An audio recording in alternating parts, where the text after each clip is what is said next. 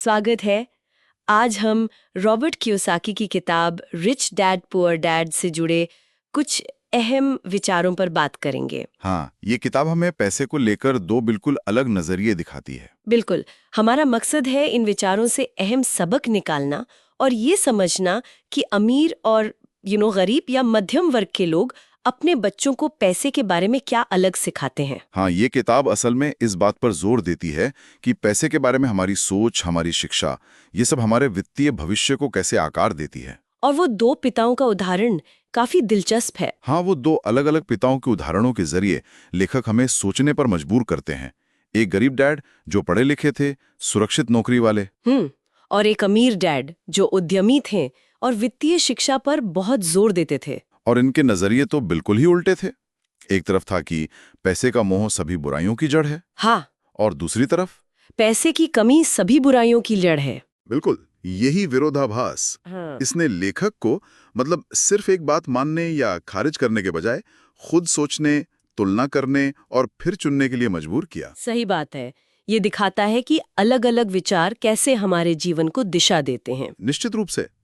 और यहीं से ये विचार आता है कि भाई वित्तीय शिक्षा जो है वो असल में स्कूल से ज्यादा तो घर पर मिलती है। हाँ, स्कूल तो अकादमिक और पेशावर कौशल पर ध्यान देते हैं ना, वित्तीय कौशल पर उतना नहीं। बिल्कुल।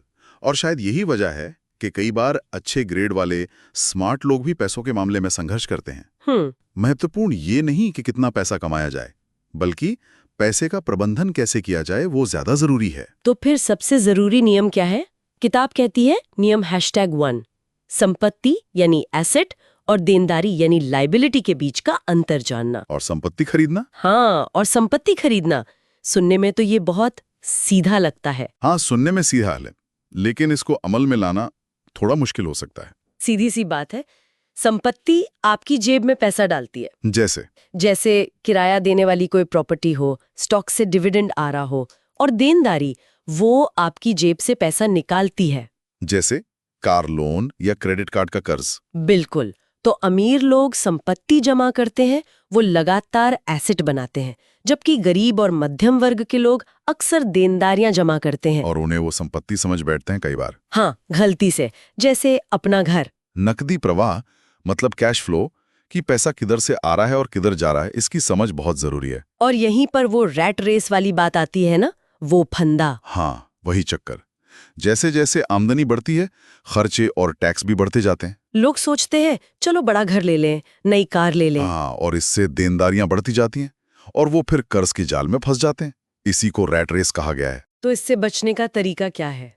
घर को मुख्य संपत्ति ना माने। घर जरूरी है, लेकिन उसे प्राथमिक संपत्ति मानने के बजाय आय उत्पादक संपत्ति में निवेश करने पर ध्यान देना चाहिए।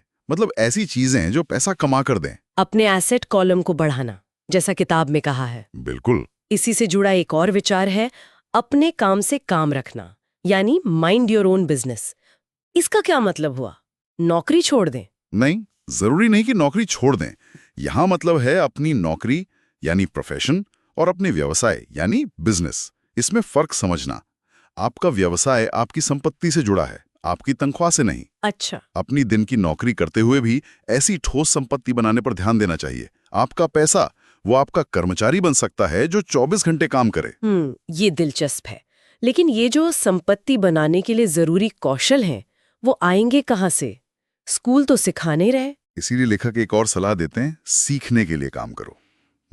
सिर्फ पैसे कमाने के बजाय सीखने के लिए काम करो, खासकर करियर की शुरुआत में। अच्छा, जैसे कौन से कौशल? जैसे बिक्री, सेल्स, मार्केटिंग, प्रबंधन, मैनेजमेंट।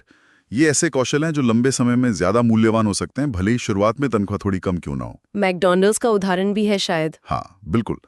वो शायद दुनिया के सबसे अच्छे हैमबर्गर नहीं बनाते, पर उनके पास बेहतरीन व्यावसायिक प्रणालियां हैं, बिजनेस सिस्टम्स हैं। वो सीखने लायक है। सही है। लेकिन इस रास्ते में रुकावटें भी तो आती होंगी। लोग क्यों नहीं कर पाते ये सब? डर लगता है। हाँ, कई मानसिक बाधाएं हैं। सबसे बड़ा तो डर ही है, पैसा खोने का डर। फिर आता है निंदकवाद, सिनिसिज्म। वो सोच के अरे मेरे बस का नहीं है, या ये सब तो कहने की बातें हैं। अच्छा, और आलस से भी है। कई बार लोग कहते हैं बहुत व्यस्त हूं, और उस व्यस्तता के पीछे छिप जाते हैं। बुरी आदतें हैं, जैसे पैसे आते ही खर्च कर देना, और अहंकार, ये मानना कि मुझे सब पता है और कुछ सीखने की जरूरत नहीं। ये अहंकार तो शायद अज्ञानता को छिपाने का तरीका है। बिल्कुल, इन सब पर काबू पाना जरूरी है। खासकर डर पर कैसे काबू पाए? पैसा खोने का डर तो वास्तविक लगता है। डर तो स्वाभाविक है, पर उसे प्रबंधित करना सीखना होगा। असफलता को सीखने की प्रक्रिया का हिस्सा मानना, ये बहुत जरूरी है। कियोसाकी खुद भी अपनी शुरुआती असफलताओं से सीखते हैं। और पहले खुद को भुगतान करें, पे योरसेल्फ फर्स्ट जैसी आदतें वो आपको प्रेरित कर सकती हैं कि आप नए आय स्रोत खोजें। सही। और सीखने के लिए विनम्रता चाहिए होगी। हाँ बिल्कुल, अज्ञानता को अहंकार से ढकना तो प्रगति को रोकता ही है।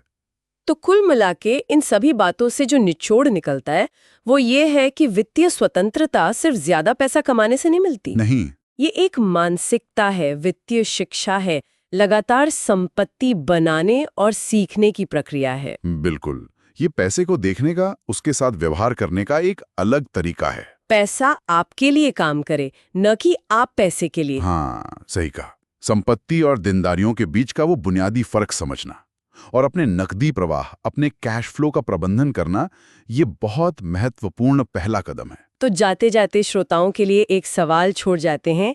इन विचारों के आधार पर आज ही अपनी संपत्ति वाले कॉलम को थोड़ा सा भी बढ़ाने की दिशा में वो कौन सा एक छोटा कदम उठाया जा सकता है?